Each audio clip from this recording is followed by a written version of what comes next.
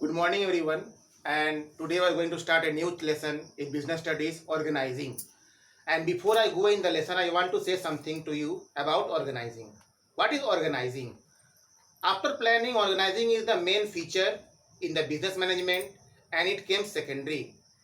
In organizing, we put together all the human as well as the non-human factors in combination such that the goals of the organization can be achieved. तो organising क्या है? Organising वो feature है management का जिसमें हम planning करने के बाद मानव को और जो बाकी रिसोर्सेस हैं, material, money, and manpower and all this we put together in sequence in a proper way such that the best of the results can be obtained.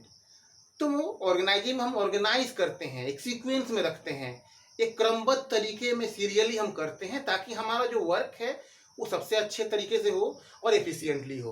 तो ऑर्गेनाइजिंग का बेसिक कॉन्सेप्ट यही है। Then the process of organising.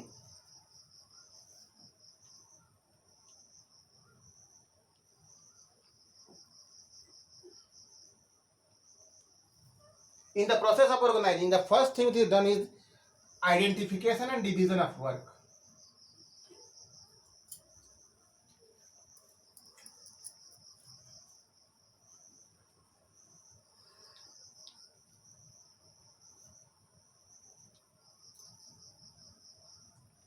First of all, what is to be done and how it is to be done, it is to be identified. तो कहने का मतलब है कि ऑर्गेनाइजिंग में पहला काम क्या करते हैं?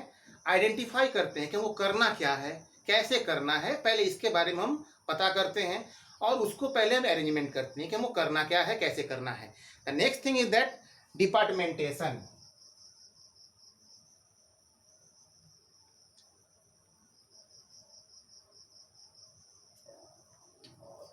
Departmentation is a secondary process after the identification and departments are created to do the work in a better way. तो डिपार्टमेंट क्यों बना जाते हैं, विभाग क्यों बना जाते हैं? इसीलिए बना जाते हैं ताकि जो वर्क हो रहा है उसमें स्पेशलाइजेशन आ सके, स्पेशलिस्ट लोग जो हैं उस काम को करें। जैसे प्रोडक्शन यूनिट है उसमें प्रोडक्शन डिपार्टमेंट के लोग रहेंगे, सेल्स जो है उसमें जो बिक्री करने वाले हैं वो लोग रहेंगे, परचेस डिपार्टमेंट अलग है, अकाउंट सेक्शन अलग है, then the office staff management अलग है, ह्यूमन रिसोर्स अलग है। तो अलग अलग डिपार्टमेंट है जिनका अलग अलग काम दिया जाता है और वे काम करते हैं अपने तरीके से और उनको जो काम है वो फिक्स रहता है, उसी काम को वो करते हैं, इसके अलावा कोई बाहर नहीं जाते हैं उस काम से। Then the next thing is assignment of duties.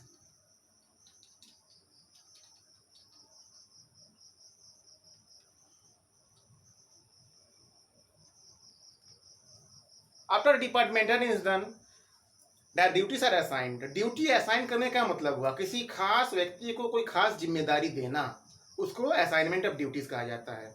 And the duties are allocated to all the levels, हर एक लेवल पे, चाहे मैनेजमेंट वर्क हो, चाहे प्रोडक्शन वर्क हो, चाहे सेल्स हो, चाहे मार्केटिंग से संबंधित वर्क हो, कोई भी वर्क हो उसके लिए एक खास पर्सनल को नियुक्त किया जाता है। हर एक काम के लिए अलग अलग लोग होते हैं और जो अपना काम ढंग से करते हैं और जिससे कि स्पेशलाइजेशन जनरेट होता है और स्पेशलिस्ट लोगों की सेवाएं हमको मिलती रहती है।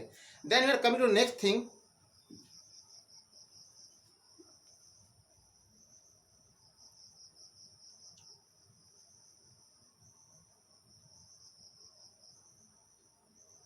Establishing reporting relationships.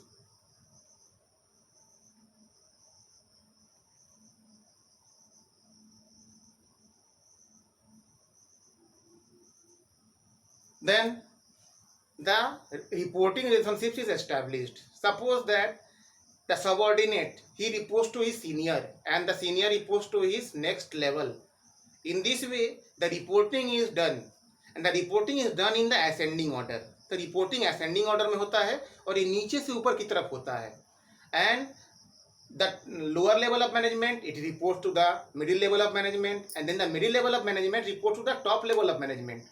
तो इस तरह से रिपोर्टिंग जो है इसका फ्लो नीचे से ऊपर की तरफ होता है और इस फ्लो के अंतर्गत जो है रिपोर्टिंग का कार्य किया जा सकता है और ये रिपोर्टिंग चलते रहता है। Then the importance of organising, why organising is important. The next thing is that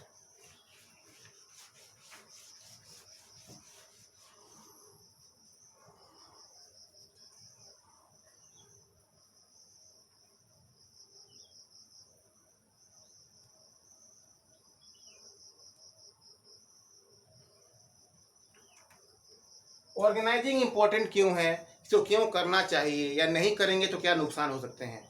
we are going to find it out in this topic and one by one I am explaining the basic things that why should we do the organizing. The first thing is that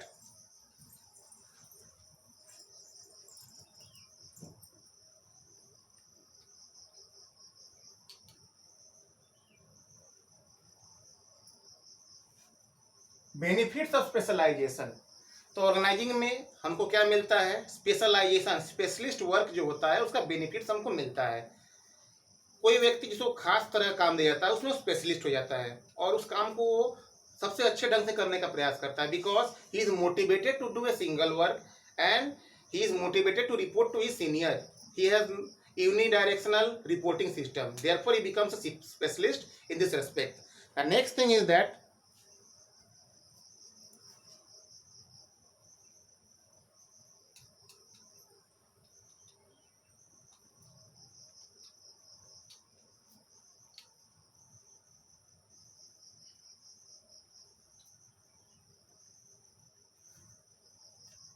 clear cut authority and responsibility.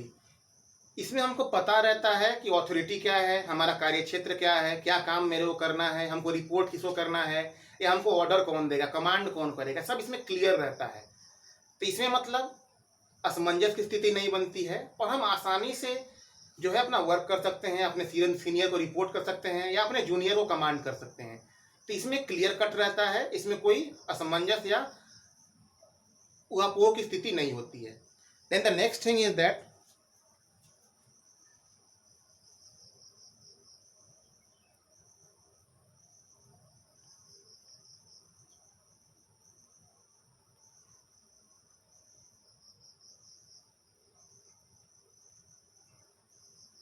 Optimum utilisation of resources. तो जो resource है संस्था के पास, resource दो तरह के होते हैं, ह्यूमन होते हैं और एक नॉन ह्यूमन रिसोर्सेज में भी मनी, मटेरियल एंड अदर्स. इन दोनों का सबसे अच्छा इस्तेमाल हो सकता है. The optimum use is done and the resources are use to the maximum. तो रिसोर्स से मैक्सिमम बेनिफिट कैसे मिलता है उसको हम लोग यूज करके प्राप्त कर सकते हैं और इस तरह से जो रिसोर्सेज हैं उसको सबसे हम अच्छा उपयोग कर सकते हैं. Then the next thing is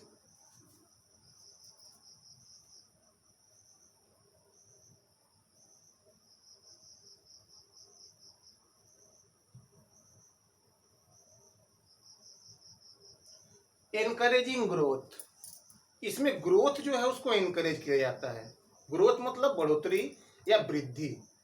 तो वृद्धि एनकरेज कब होता है, जब संस्था का विकास होता है, संस्था डेवलप करती है, प्रॉफिट में जाती है, तो इससे मनोबल ऊंचा होता है और इस मनोबल ऊंचा के चलते ग्रोथ होता है.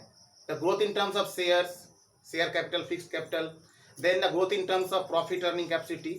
All this growth enhances the organization and organization does it in a very good way. The next benefit is